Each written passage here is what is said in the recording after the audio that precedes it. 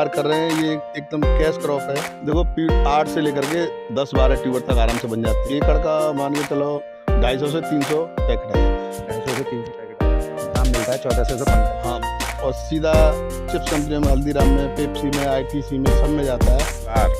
आज की डेट में हिंदुस्तान की जो भी कंपनियां हैं वो सभी कंपनियां 80% एलआर यूज कर रही हैं। मैं हूं सोनू चौधरी। इस वक्त मैं मौजूद हूं अलीगढ़ जनपद के इगलास के एक गांव में और यहां पर एलआर प्रजाति का आलू किया जा रहा है। और एलआर प्रजाति का आलू किस तरीके से पैदावार देता है और क्या है इसकी खासियत, आज यहां पर किसान जो हैं मौजूद हैं, एक कंपनी के ऑनर भी मौजूद हैं यहाँ पर। ये फसल देखने के लिए आए थे और आज ये एलआर के बारे में आपको विस्तृत जानकारी मिलेगी, क्योंकि एलआर एक ऐसी फसल है जो नकदी फसल है। इससे किसान अच्छा भरपूर तादाद में अपने अर्निंग कर सकते हैं। तो मेरे साथ में किसान मौजूद हैं। सर नमस्ते।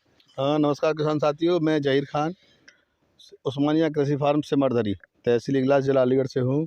और ये हमारे परवेज़ खान हैं, इन्होंने ही हमें ये एलआर आलू करना सिखाया था।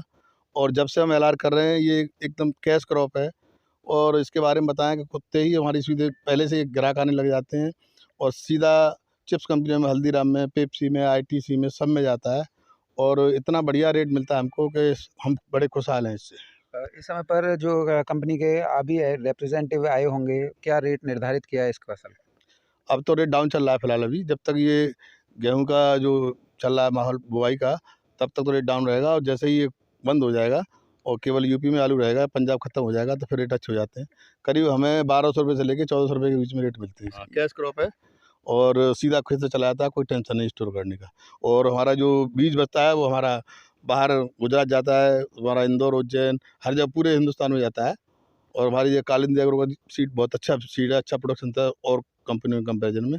तो ये हमारा एक अलग से एक स्पेशल हमें इशू मिला हुआ है हमारे गांव के लिए। एलआर का एक नया बात आती है कि किसान जो है एलआर में लगाते हैं, घूम जाते हैं। कई बार ऐसा होता है कि पंजाब मार्का एलआर लगा देते हैं, कई बार ऐसा होता है कि ब्रीडर मार्का लगा देते हैं जिनमें कोडिंग की जाती है। ऐसे में किसान जो है किस तरीके से फसल को पहचान सकते हैं कि ये वास्तविक रूप से ओरिजिनल एलआर है? देखो इसके लिए पहली बात तो ये विश्वास करना पड़ेगा। और सीधे हमारे यहाँ तो गाँव में ही कंपनी है कालिंद्री, हमने सब कंपनियों किया है, सबसे बेस्ट कालिंद्री का आता है। और कालिंद्री की पहचान ये है कि सबसे कलर तो उसका एकदम डार्क होता है और प्रोडक्शन भी अच्छा आता है, पत्ते थोड़ा सा चौड़े होते हैं उसके। और सीधी बात है कि हम तो हमारे पड़ोस में ही हैं, सीधा लेके आते हैं। और एलआर के अलावा आप कौन सी और प्रजाति का आलू लगाते हैं? और हम चिप्सोना 1 करते हैं और 3 करते हैं। चिप्सोना 1-3 की अपेक्षा एलआर में कितना प्रॉफिट है और कितना मार्जिन मिल जाता है एक देखो, किसान को? सबसे बड़ी फ़ायदा तो हमें किसान भाई को बताना चाहूँगा कि हमारा जो खुदाई का टाइम होता है ना, वो 15 दिन पहले स्टार्ट हो जाता है।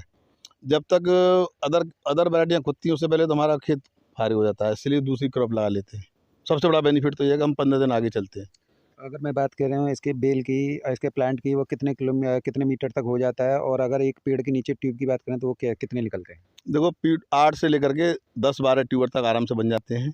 और बाकी तो देखो आपके ऊपर डिपेंड करेगा, जैसे खेत में लाग लगाएंगे वैसे ही आएगा। जो एलआर की खेती करते समय हमें कौन-कौन सी बातों का ध्यान रखना चाहिए जो आप किसानों को गाइड करते हैं? सबसे पहले तो हमें ध्यान रखना चाहिए कि ये 90 दिन की वैरायटी है और टाइम से बोई जाए। टाइम से बो करके अगर हमारी अगर ये आपकी 20 जनवरी से लेकर के और 10-15 फरवरी तक का जो आलू अगर निकलता है कंपनियों के लिए, तो रेट अच्छा मिलता है, पहली बात तो ये है।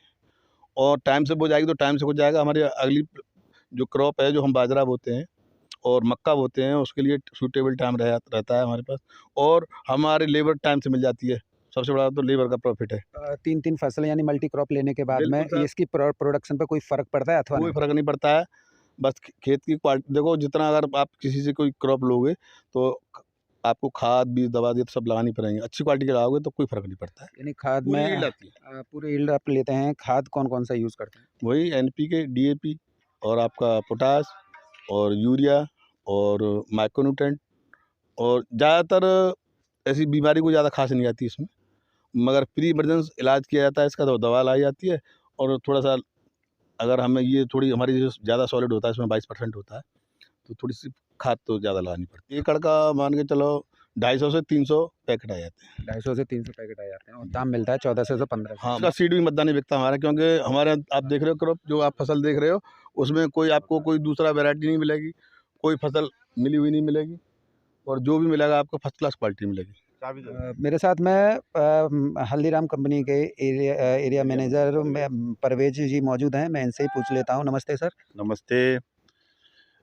शादाबाद केसरी के देखने वाले सभी व्यूवर्स को नववर्ष की शुभकामनाएं। मैं परवेज हल्दीराम में परचेज मैनेजर हूं और हम किसानों से, ट्रेडरों से हम आलू खरीदते हैं। अभी इस वक्त हम उस्मानिया कृषि फार्म के जहीर भाई के फार्म पे आए हुए हैं। ये अलीगढ़ के इगलास तहसील में मुरसान रोड पे स्थित है ये, और ये बहुत पुराने उत्पादक हैं। ये करीबन हमको 2002 से ये एलआर की ये फार्मिंग कर रहे हैं और बहुत ही प्रोग्रेसिव किसान हैं और इनसे हमारे संबंध बहुत पुराने हैं। आज इन्हीं के खेत पे हम आए हुए हैं। इस समय पर जो एलआर है, एलआर प्रजाति है, वो कहाँ किन कंपनियों में प्रयोग की जाती है और इसका क्या निकलता है जो प्रोडक्शन करते हैं कंपनियाँ? सोनू, ऐसा है कि एलआर आज की डेट में हिंदुस्तान की जो भी कंपनियां हैं वो सभी कंपनियां 80% एलआर यूज़ कर रही हैं हिंदुस्तान में। फिर मैं रिपीट कर रहा हूँ, हिंदुस्तान में जितनी भी बड़ी कंपनियां हैं, एक पेप्सी को छोड़ करके बाकी जितनी कंपनियां वो सभी कंपनियां 80% यूज़ करती हैं। 20% में अदर वेराइटी यूज़ करती हैं। एलआर में क्या एलआर का जो आलू है, जो किस प्रोडक्शन में लिया जाता है? देखो, आलू का मेन है चिप्स, उसके बाद है जैसे हल्दीराम टिक्की समोसे बनाती है, उसमें हम लोग यूज़ करते हैं। चिप्स के अलावा और ये स्नैक्स वगैरह उसमें? हाँ, फ्लैक में भी ये क्या है, ये जेनेटिकली ये शुगर फ्री आलू है। इसमें ग्लूकोज की परसेंटेज कम होती है। इसकी चिप्स हम बनाते हैं तो बिल्कुल सफ़ेद उतरती है दूसरी वैरायटी के कंपैरिजन में। और फिर क्या, इसमें ड्राई मैटर ज़्यादा है। जैसे चिप्सोना में ड्राई मैटर 20-21% अभी कच्चे में, अभी इसकी प्रेजेंट टाइम इसकी एलआर की जो ड्राई मैटर आ रहा है 20%। ड्राई मैटर का मतलब ये है कि चिप्स में 100 किलो में 20 किलो सूखी चिप्स तैयार होती है। यानी 100 ग्राम आलू को आप हीटर पे जला देंगे तो जो उसकी राख तैयार होगी 20 ग्राम होगी। मतलब ड्राई मैटर इसको ड्राई मैटर बोलते हैं। एक एलआर का क्या खास इसकी पहचान क्या होती है? क्योंकि लाल आलू में तो बहुत होता है। देखो, इसमें हम बता रहे हैं, देखो ये एलआर आलू है। देखो, एक तो इसकी आंखें ज़्यादा गहरी नहीं होंगी, इसका जो ये स्टोलन पॉइंट ये थोड़ा सा और वेराइटियों से गहरा होता है। ये आप देख रहे हैं ये, ठीक। और ये स्किन क्या नाम है इसकी, रेड होगी, कहीं रेड भी होती है, किसी लॉट का मतलब हल्का गुलाबी भी होता है, मगर इसका है कि एकदम राउंड शेप में होता है। सबसे बड़ी पहचान इसके आप देखिए ये होती है, स्टोलन पॉइंट इसको बोलते हैं, जहाँ पे आलू लगता है ये थोड़ा गहरा होता है। और इसकी आंखें शैलो होती हैं, यानी ज़्यादा गहराई नहीं होती। ये देखिए ये इसमें, हाँ, ये जैसे कंपनियां में पीलिंग लॉस कम जाता है, जैसे ये। और देखिए पत्ते में ये पहचान है, आप देखिए इसकी पत्ते में